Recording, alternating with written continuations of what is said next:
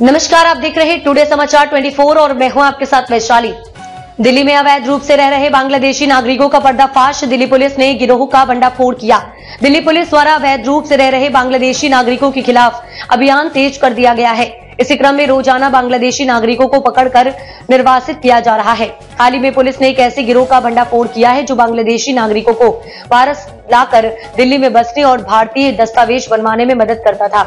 Delhi police के joint CP SK Jain ने बताया कि इस गिरोह का प्रमुख सदस्य अनीश शेख है, जो खुद 15 साल पहले बांग्लादेश से भारत आया था। अनीश के गिरोह का पहला काम बांग्लादेशियों को अवैध रूप से भारत लाना था। अवैध तरीके से भारत लाने का पूरा मॉड्यूल। पहला चरण गिरोह के सदस्य जंकी रोड के जरिए बांग्लादेशी नागरिकों को मेघालय के रास्ते भारत में प्रवेश करवाते थे।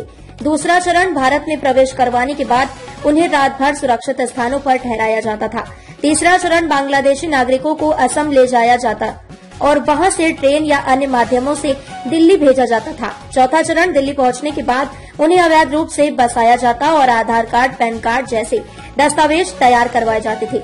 दस्तावेज बनाने में मदद करता था गिरोह। पुलिस ने खुलासा किया कि अनीश शेख और उसकी पत्नी दिल्ली में बांग्लादेशी नागरिकों के लिए रहने की व्यवस्था करते थे और उनके दस्तावेज तैयार करवाने में मदद भी करते थे।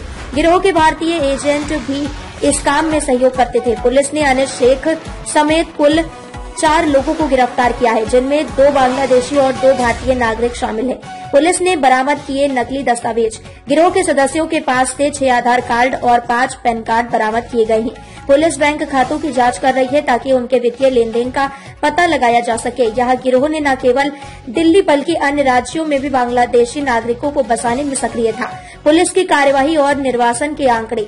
दिल्ली पुलिस के दक्षिण जिले ने वर्ष 2024 में अब तक 12 बांग्लादेशी नागरिकों और 31 अफ्रीकी नागरिकों को निर्वासित किया है। अब पुलिस इस मामले में अन्य संदिग्धों की तलाश कर रही है और गिरोह के पूरे नेटवर्क को तोड़ने का प्रयास कर रही है। यह घटना भारत में अवैध रूप से रह रहे विदेशी नागरिकों के प्रति प्रशासन की सतर्कता को दर्शाती है। सरकार और प्रशासन को इन गतिविधियों पर सख्ती से कार्रवाई करनी चाहिए ताकि अवैध प्रवासियों को रोका जा सके और देश की सुरक्षा सुनिश्चित हो सके। अब तक के लिए इतना ही। वीडियो को लाइक और शेयर करें और चैनल को सब्सक्राइब करें।